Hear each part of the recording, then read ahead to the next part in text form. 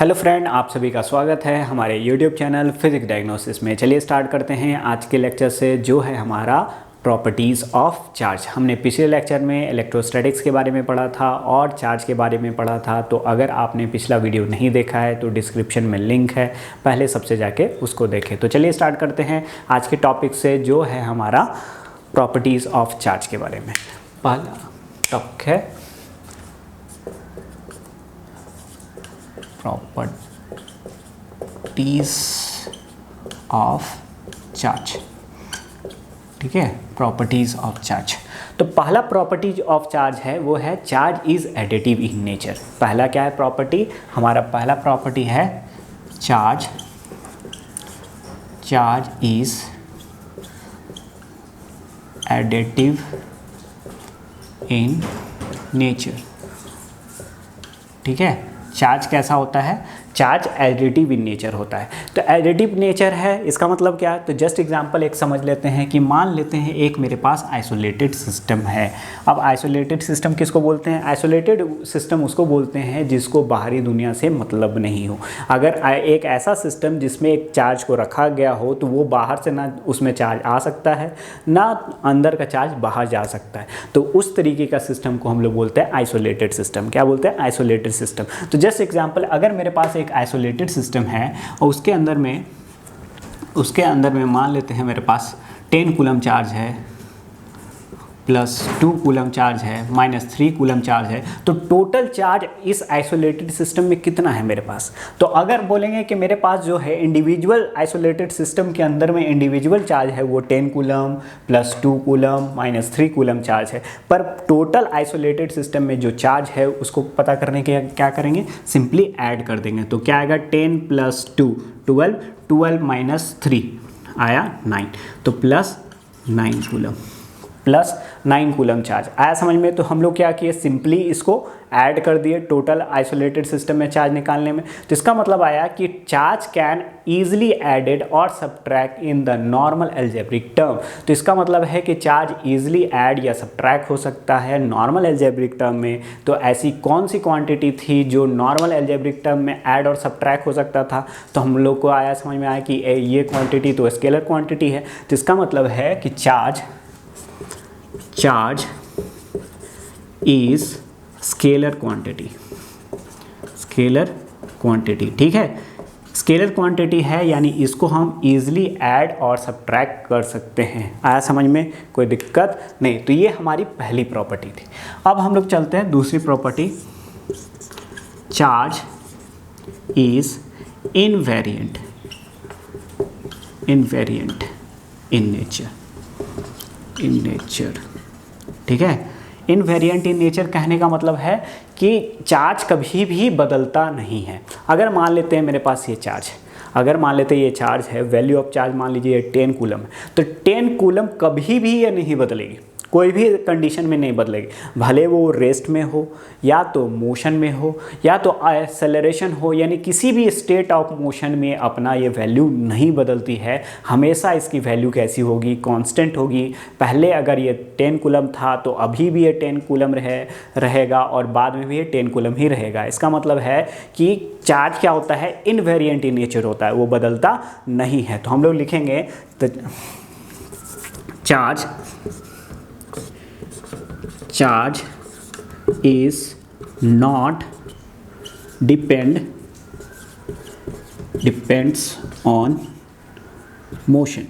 ठीक है, मोशन के आधार पर वैल्यू ऑफ चार्ज नहीं बदलती है, पहला। दूसरा लिखेंगे चार्ज is always constant। हमेशा क्या होती है? एक जैसा होता है। चार्ज कैसा होता है? एक जैसा वैल्यू होता है, कांस्टेंट होता है, हमेशा कांस्टेंट होता है। ठीक है, और थर्ड आएगा कि अब charge is directly proportional to speed का पावर 0। ये क्वेश्चन बार बार पूछा जाता है, कई बार एग्जाम में पूछ दिए जाते हैं कि charge is directly proportional to speed the power 1, charge is directly proportional to speed the power 2, charge is directly proportional to speed the power 0। तो कौन सा आंसर होगा? 0 वाला। जिसका पावर 0 होता है उसका वैल्यू 1 हो जाता है। इसका मतलब है चार्ज कभी भी वेलोसिटी यानी स्पीड पे डिपेंड नहीं करती। तो हम लोग बोले ऐसी कौन सी क्वांटिटी है जो स्पीड पे चेंज होती है? तो हमको पता चलता है कि मास, हम लोग को पता है कि अगर मास कोई भी क्वांटिटी अगर मेरे पास है, जैसे कि मास है M not upon rest mass और mass M not root under 1 minus v square by c square. आया समझ में? तो ये रेस्ट मास का कॉन्सेप्ट है। इसका मतलब है कि अगर किसी चीज़ के पास मास है तो उसका रेस्ट मास में इसका वेट अलग होगा, इसका मास का वैल्यू अलग होगा। और अगर ये मास मोशन करना चालू कर दे तो हम लोग देखते हैं कि इसके मास की वैल्यू बदल जाती है। मास की वैल्यू बदल जाती है तो हम लोग बोलेंगे कि मास इज़ नॉट इनवेरिएंट। ठीक है, ये इनवेरिएंट नहीं है, ये बार बार बदलती है। और हमारा चार्ज क्या है? इनवेरिएंट है। इनवेरिएंट है यानी कभी भी बदलता नहीं। इनवेरिएंट मतलब बदलना नहीं, यानी ये कभी भी चार्ज अपनी वैल्यू को बदलती नहीं है। ठीक है, आया समझ में? तो ये प्रॉपर्टी सेकंड प्रॉपर्टी थी। तो हम लोग चलते हैं थर्ड प्रॉपर्टी की और। ठीक है,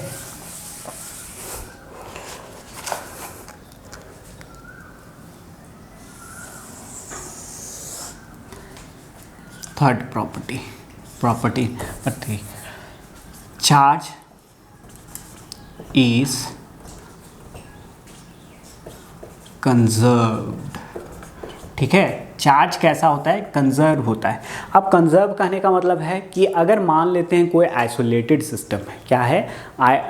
आइसोलेटेड सिस्टम है, तो हम लोग बोलेंगे जितना total number of charge in isolated system is conserve, एक जैसा होता है। क्योंकि हम लोग जानते हैं कि अगर यही मान लेते हैं कि ये मार्कर है, ये मार्कर किस चीज़ से बना है? एटम से बने हुए। तो एटम से बना हुआ है और एटम्स में 3 पार्टिकल होते हैं, इलेक्ट्रॉन, प्रोटॉन और न्यूट्रॉन, जिसमें पॉजिटिव होता है प्रोटॉन और नेगेटिव होता है इलेक्ट्रॉन। इसका मतलब है कि इसके पास जितने भी एटम हैं उसमें नंबर ऑफ प्रोटॉन और नंबर ऑफ इलेक्ट्रॉन एक समान होंगे, एक जैसे होंगे। तो अगर नंबर ऑफ प्रोटॉन और नंबर ऑफ इलेक्ट्रॉन एक जैसे हैं, इसका मतलब है कि ये बेसिकली ये क्या है? न्यूट्रल इन नेचर, क्योंकि नंबर ऑफ प्रोटॉन जितना पॉजिटिव चार्ज उतना ही नेगेटिव चार्ज, तो ये हमारा क्या है? न्यूट्रल इन नेचर है। तो कोई भी आइसोलेटेड सिस्टम में, अगर कोई सिस्टम में, आइसोलेटेड सिस्टम में अगर total number of charge conserved है तो हम लोग बोलेंगे ये चार्ज कंजर्वेशन, यानी total charge is conserve for an isolated system. आया समझ में? तो हम लोग लिखेंगे कि charge is total charge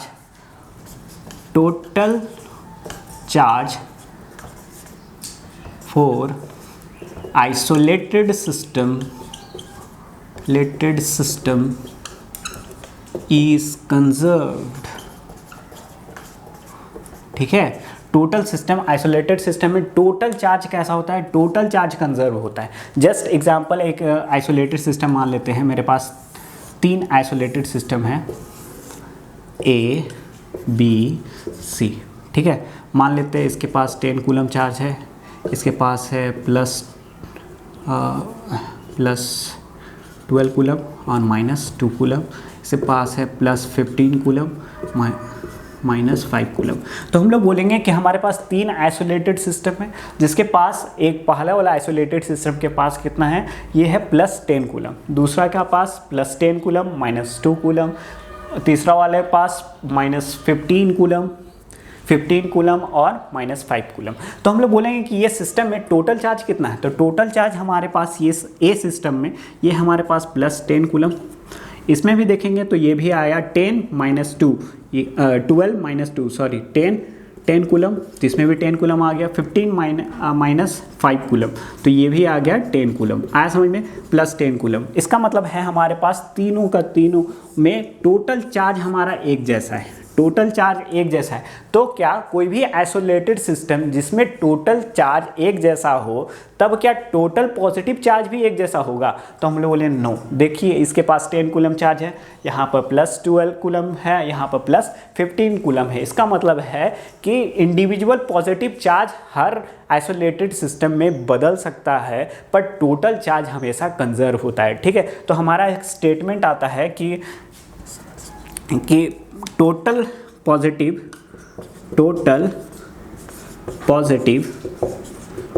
positive और total negative charge is not conserved. ठीक है, टोटल फॉर आइसोलेटेड सिस्टम। ठीक है, फॉर आइसोलेटेड सिस्टम।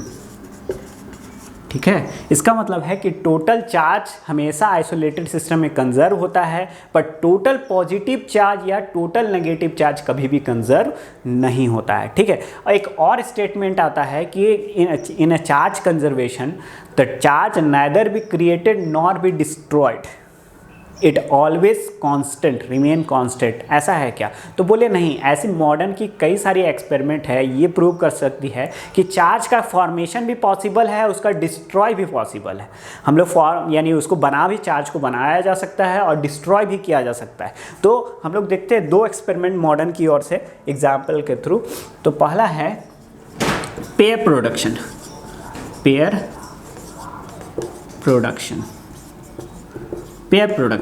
तो पेयर प्रोडक्शन में हम लोग देखते हैं कि दो फोटोन्स कोई एक सरफेस पे टकराती है, तो उस पे एक पॉजिट्रॉन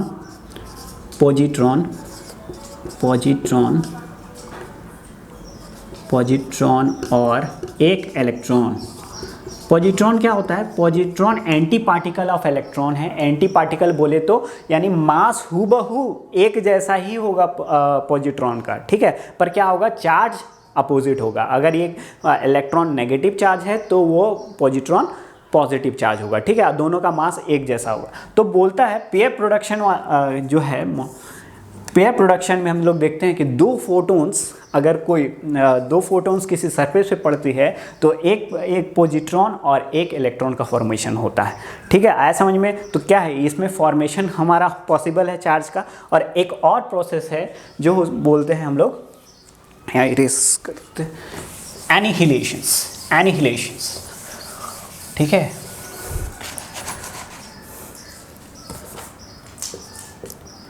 एनिहिलेशंस। ठीक है, एनिहिलेशन प्रोसेस में देखते हैं कि हमारे पास एक इलेक्ट्रॉन और एक पॉजिट्रॉन और एक इलेक्ट्रॉन। ये पॉजिट्रॉन पॉजिटिव चार्ज है, ये इलेक्ट्रॉन मिलके हमारे पास फोटोन्स बनाता है। फोटोन्स बेसिकली ये गामा रेज होते हैं, गामा। तो फोटोन्स आया समझ में? 2 फोटोन्स बनाते हैं। ठीक है, तो इसका मतलब है कि हमारा डिस्ट्रॉय भी पॉसिबल है और फॉर्मेशन भी चार्ज का पॉसिबल है। तो पहले हम लोग बोलते the charge neither be created nor be destroyed, पर ऐसा नहीं है। Charge can be destroyed, charge can be created. तो क्या ये चार्ज कंजर्वेशन को वायलेट करता है? बोले नहीं, हमेशा ये जोड़े में आया है, जोड़े में ही जाएगा। देखिए यहाँ पे एनिहिलेशन में अगर फोटोन्स में चेंज हो रहा है तो हमेशा पेयर ऑफ चार्जेस है, पॉजिटिव। ठीक है, पॉजिटिव नेगेटिव, इलेक्ट्रॉन और पॉजिट्रॉन। और जब ये फॉर्मेशन हो रहा है तो भी हम लोग देख रहे हैं पेयर में फॉर्मेशन हो रहा है। इसका मतलब है कि charge is conserve for isolated system, total charge is conserve. Isolated system में टोटल चार्ज कंजर्व होता है, पर हम लोग बोलेंगे कि नंबर ऑफ पॉजिटिव चार्ज और number of negative charge, total positive charge और नेगेटिव चार्ज, वो क्या होगा? कंजर्व होगा? बोलेंगे नहीं कंजर्व होगा। क्यों नहीं कंजर्व होगा? क्योंकि पेयर प्रोडक्शन में हम लोग देखते हैं कि नंबर ऑफ पॉजिटिव चार्ज ज़्यादा हो जाएगा, नेगेटिव चार्ज भी ज़्यादा हो जाएगा अगर पेयर प्रोडक्शन होता है। और एनिहिलेशन होता है तो हम लोग देखते हैं कि एक नेगेटिव चार्ज और एक पॉजिटिव चार्ज टोटल चार्ज में से कम हो जाएगा। इसका मतलब कम और ज़्यादा तो पॉसिबल हो गया ना इंडिविजुअली। तो हम लोग बोलेंगे कि हमारा जो चार्ज कंजर्वेशन यही बोलती है कि फॉर आइसोलेटेड सिस्टम, ऐसे सिस्टम जहाँ कोई बाहर से कोई चार्ज आए ना जाए, तो वहाँ पर मेरा क्या होता है? टोटल चार्ज हमारा कंजर्व होता है। तो अब बोलेंगे आइसोलेटेड सिस्टम किसको मानेंगे? तो हम लोग बोलेंगे कि एक छोटे से स्पेस को भी आइसोलेटेड सिस्टम मान सकते हैं, पूरा यूनिवर्स को भी आइसोलेटेड सिस्टम मान सकते हैं। इसका मतलब है ये कॉन्सेप्ट पूरा का पूरा यूनिवर्स के लिए है। तो पूरा यूनिवर्स को आइसोलेटेड सिस्टम मानते हैं, तब भी बोलेंगे total charge is conserve for an isolated system. आया समझ में? But total positive charge and total negative charge is not conserve. आया समझ में? कोई दिक्कत नहीं आया? तो इसमें यहाँ पर देखेंगे कि यहाँ पर क्या है, इस वाले ऑप्शन में, तो यहाँ पे लिखेंगे, यहाँ पे टोटल चार्ज, यहाँ लिखेंगे टोटल चार्ज, तो ये क्या है, कांस्टेंट,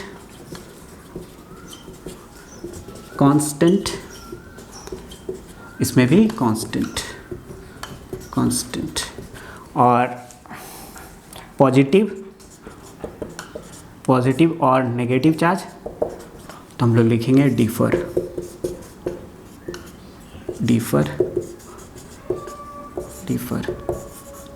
आया, यानी टोटल पॉजिटिव और नेगेटिव चार्ज डिफरेंट हो रहा है, पर टोटल हमारा चार्ज है ये हमारा कांस्टेंट है। आया समझ में, ये हमारा है चार्ज कंजर्वेशन।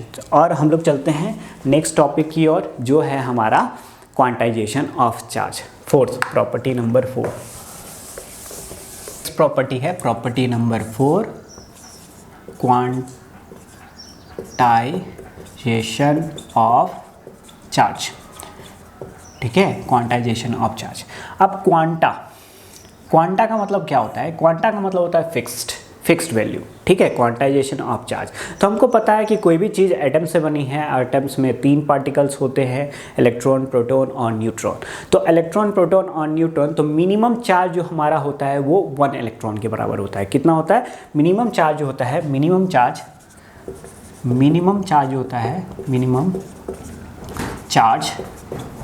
इज 1 इलेक्ट्रॉन के बराबर होता है। किसने बताया था? तो हमने बोला कि ये मिलिकन ऑयल ड्रॉप एक्सपेरिमेंट, हम लोग एटॉमिक स्ट्रक्चर में पढ़े हैं कि मिलिकन ऑयल ड्रॉप एक्सपेरिमेंटली ये प्रूव किया था कि चार्ज का वैल्यू मिलिकन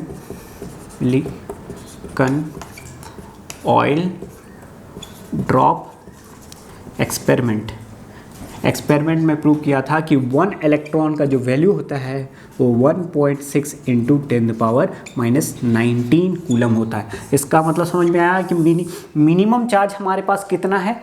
1 इलेक्ट्रॉन के बराबर, जो कितनी? 1.6 इंटू 10⁻⁹ कूलम। तो क्वांटाइजेशन ऑफ चार्ज कहती है, क्वांटाइजेशन यानी क्वांटा कहता है कि हमारे पास फिक्स वैल्यू ऑफ चार्ज है, वो है 1 इलेक्ट्रॉन। ठीक है, हमारे पास फिक्स अमाउंट ऑफ जो चार्ज है वो है 1 इलेक्ट्रॉन, जिसकी वैल्यू होता है 1.6 इंटू 10⁻⁹ कूलम। आया समझ में? तो अब इसका मतलब है कि किसी भी ऑब्जेक्ट पे अगर चार्ज होगा तो वो इलेक्ट्रॉन के इंटीग्रल मल्टीपल पे होगा, या तो 1 इलेक्ट्रॉन के कम से कम कितना हो सकता है कोई भी ऑब्जेक्ट पे चार्ज? तो हमने बोले 1 इलेक्ट्रॉन के बराबर। अगर 10 इलेक्ट्रॉन डाल दिए तो इसके चार्ज कितना होगा? 10 टाइम्स ऑफ इलेक्ट्रॉन। तो आप 20 डाल दिए तो 20 टाइम्स ऑफ एन इलेक्ट्रॉन। इसका मतलब है कि हमेशा ये इस ऑब्जेक्ट पे चार्ज जो होगी वो कैसी होगी? वो हमेशा इलेक्ट्रॉन के इंटीग्रल मल्टीपल पे होगी। कैसी होगी? इंटीग्रल मल्टीपल पे। तो इसका मतलब है कि इलेक्ट्रॉन का मिनिमम यानी कोई भी चार्ज जो है, मिनिमम चार्ज कितना होता है? 1 इलेक्ट्रॉन के बराबर होता है, और किसी भी ऑब्जेक्ट पे इंटीग्रल मल्टीपल के बराबर होता है। तो हम लोग लिखेंगे अदर ऑब्जेक्ट के लिए, अदर ऑब्जेक्ट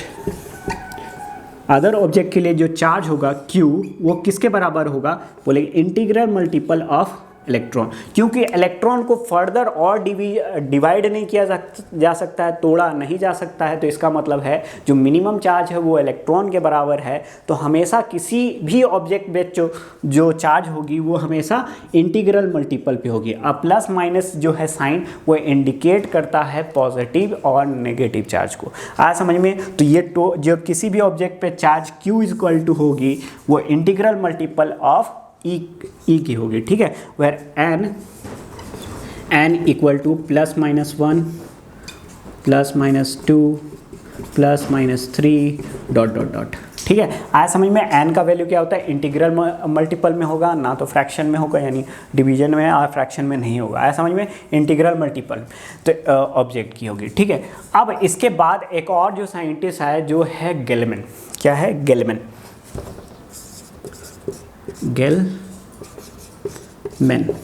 गेलमैन आए और उन्होंने एक नए पार्टिकल को डिस्कवर कर दिया, और वो पार्टिकल का नाम रख दिया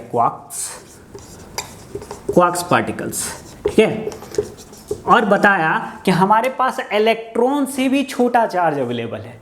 ले भाई, हमको तो पता था कि इलेक्ट्रॉन से छोटा चार्ज कोई नहीं है, क्योंकि मिलिकन ऑल ड्रॉप एक्सपेरिमेंट ही बताया था कि मिनिमम पॉसिबिलिटी ऑफ चार्ज जो है वो 1 इलेक्ट्रॉन के बराबर है, जिसका वैल्यू कितना है 1.6 × 10⁻19 कूलम। फिर बाद में गैलमैन आ गए और उन्होंने बताया कि हमारे पास एक और खोज करके एक पार्टिकल के बारे में डिस्कवर किया और बताया कि हमारे पास एक ऐसा पार्टिकल है जिसका चार्ज इलेक्ट्रॉन से भी छोटा है, और उसका चार्ज कितना था, उसका चार्ज था 2e/3 और 1e/3, ठीक है, e/3 2e/3, e/3 और 2e/3 इसका वैल्यू था क्वार्क्स पार्टिकल्स का, मतलब इलेक्ट्रॉन्स के 2e/3 और e/3, 1/3 value of charge particle electron का। इसका मतलब है कि अब ये आया तो इसमें ये जो क्वार्क्स पार्टिकल के बारे में बताए, तो इन्होंने बताया कि क्वार्क्स पार्टिकल हमारे पास 2 तरीके के होते हैं। कैसे होते हैं? 2 टाइप के क्वार्क्स पार्टिकल होते हैं। क्वार्क्स, ठीक है, 2 तरह के क्वार्क्स होते हैं, एक है अप क्वार्क्स जिसको अप क्वार्क्स, दूसरा है डाउन क्वार्क्स।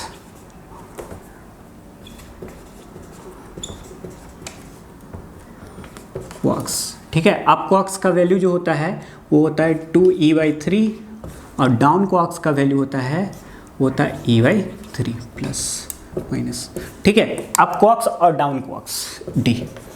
और बताया कि न्यूक्लियस में जो प्रोटॉन और न्यूट्रॉन है ये इसी क्वार्क्स पार्टिकल से बने हुए हैं। इस किसने कहा था? गैलमैन ने कहा था, और गैलमैन ने डिस्कवर किया था क्वार्क्स पार्टिकल के बारे में, और क्वार्क्स पार्टिकल का ये चार्ज है वो इलेक्ट्रॉन से भी छोटा था, ठीक है, तो इलेक्ट्रॉन से भी छोटा था। और उन्होंने बताया कि क्वार्क्स हमारे पास 2 टाइप के क्वार्क्स होते हैं, एक है अप क्वार्क्स जिसका वैल्यू 2e/3 होता है, और एक है डाउन क्वार्क्स जिसका वैल्यू e/3 होता है। आया समझ में? और बोला कि हमारे पास जो न्यूक्लियस में जो न्यूट्रॉन और प्रोटॉन जो बने हुए हैं इसी 2 क्वार्क्स पार्टिकल से बने हुए हैं। तो हम लोग देखते हैं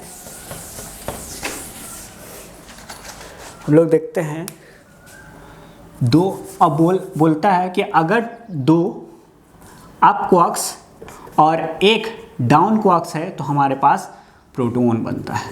क्या बनता है? प्रोटॉन। तो देखते हैं 2 अप क्वार्क्स वैल्यू कितना है 2e/3 प्लस में 1 डाउन क्वार्क्स 1e/3, तो हमारे पास कितना आ जाएगा? ये आएगा E के बराबर, E प्लस E। आया समझ में? ये प्रोटॉन के बारे में था, इसी तरह बोलते हैं कि 2 डाउन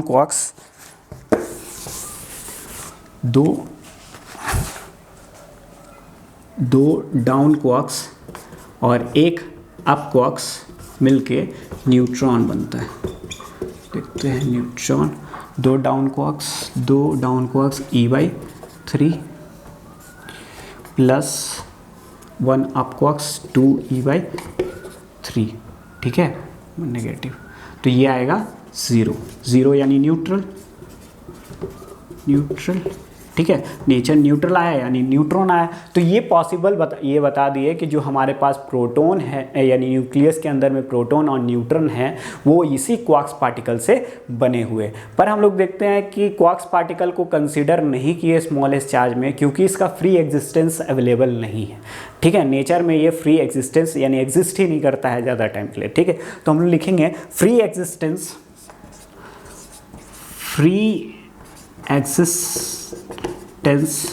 of quarks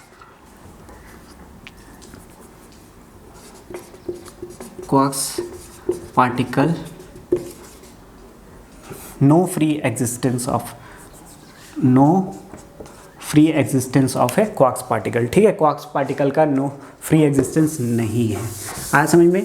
तो इस कारण से हम लोग देखते हैं कि हम लोग स्मॉलेस्ट यूनिट ऑफ जो चार्ज है वो इलेक्ट्रॉन को ही मानते हैं, जिसका वैल्यू कितना होता है 1.6 × 10⁻18 कूलम, और हमेशा इसी के इंटीग्रल मल्टीपल में ही अदर ऑब्जेक्ट का चार्ज होगा। आया समझ में? कोई दिक्कत नहीं। ये हमारा था प्रॉपर्टी नंबर 4। अब हम लोग चलते हैं प्रॉपर्टी नंबर 5 पे।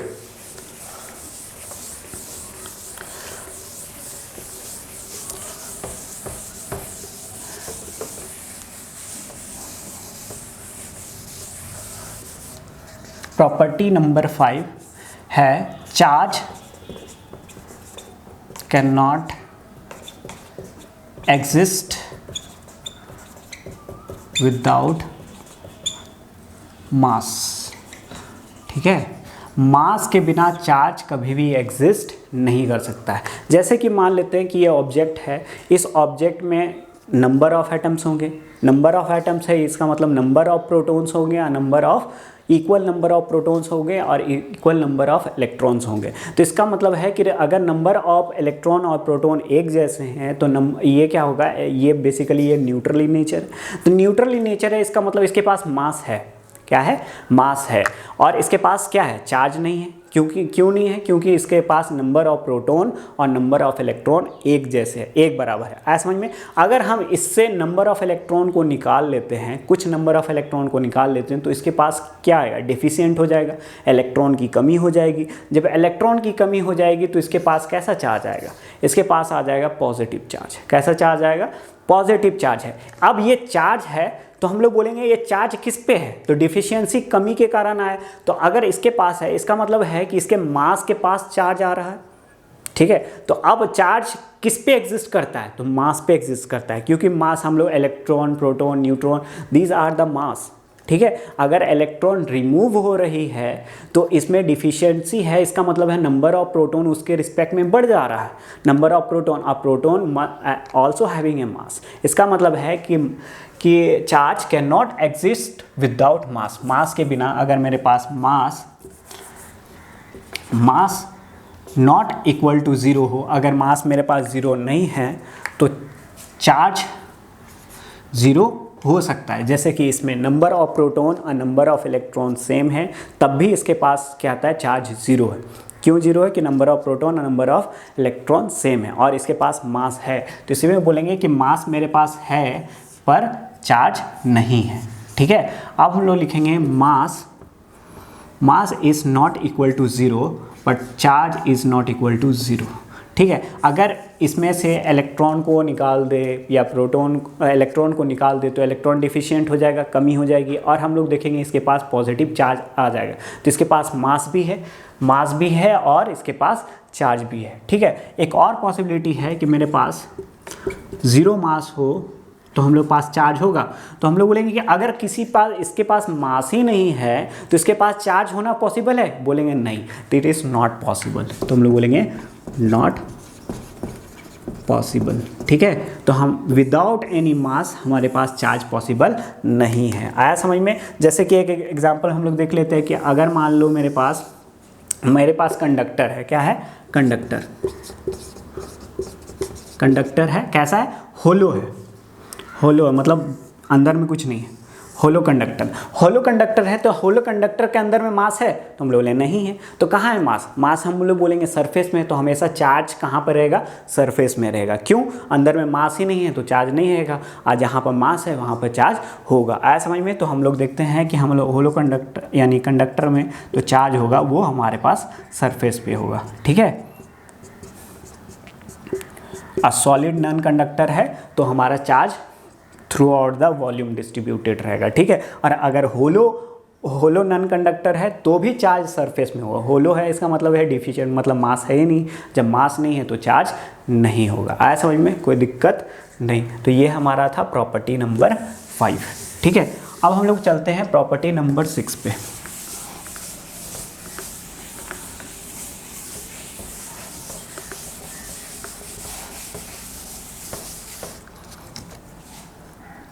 प्रॉपर्टी नंबर 6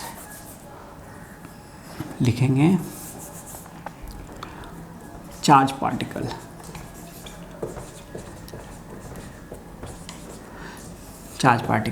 अब इसमें देखते हैं कि अगर चार्ज रेस्ट में होती है, अगर चार्ज रेस्ट में हो, अगर चार्ज कैसी हो? रेस्ट में हो, तो चार्ज के पास एक इलेक्ट्रिक फील्ड होता है, इलेक्ट्रिक प्रॉपर्टी होता है, इलेक्ट्रिक फील्ड। ठीक है, अब चार्ज क्या होगा कि अगर रेस्ट में है तो इसके पास इलेक्ट्रिक फील्ड हो गया, इलेक्ट्रिक फील्ड रहा। अगर ये मोशन में चालू हो जाए तो इसके पास दो ऑप्शन है। Charge is not equal to zero, अगर वेलोसिटी इसका ज़ीरो नहीं होता है तो चार्ज के पास इलेक्ट्रिक फील्ड भी होती है और मैग्नेटिक फील्ड भी होता है। यूनिफॉर्म मोशन, अगर नॉन यूनिफॉर्म मोशन रहा तो हमारे पास देखते हैं कि इलेक्ट्रिक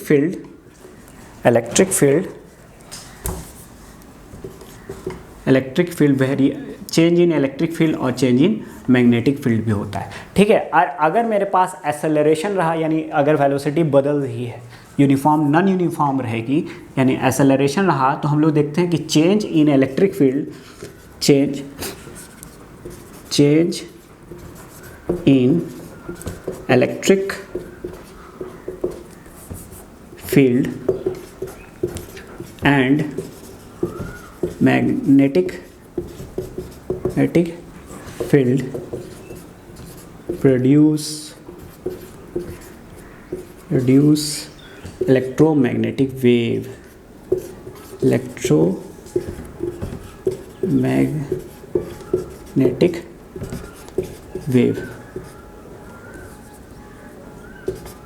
ठीक है, अगर इलेक्ट्रोमैग्नेटिक वेव प्रोड्यूस करती है, तो अगर चार्ज रेस्ट में है तो अपने पास एक प्रॉपर्टी लेके आती है जो इलेक्ट्रिक फील्ड होती है।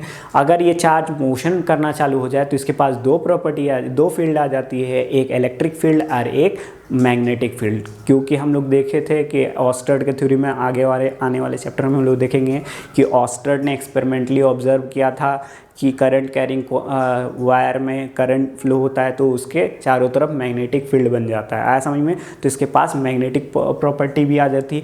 और change in velocity of charge, अगर चार्ज की वेलोसिटी नॉन यूनिफॉर्म रहे, एक्सेलरेट हो या डीएक्सेलरेट हो, तो वो इलेक्ट्रोमैग्नेटिक वेव को प्रोड्यूस करती है, यानी change in electric field and change in magnetic field. ठीक है, इलेक्ट्रिक फील्ड और मैग्नेटिक फील्ड जब चेंज होता है तो फ्लक्चुएशन ऑफ फील्ड जनरेट होता है। फ्लक्चुएशन यानी बार बार समय के अनुसार बार बार फील्ड में बदलाव होना।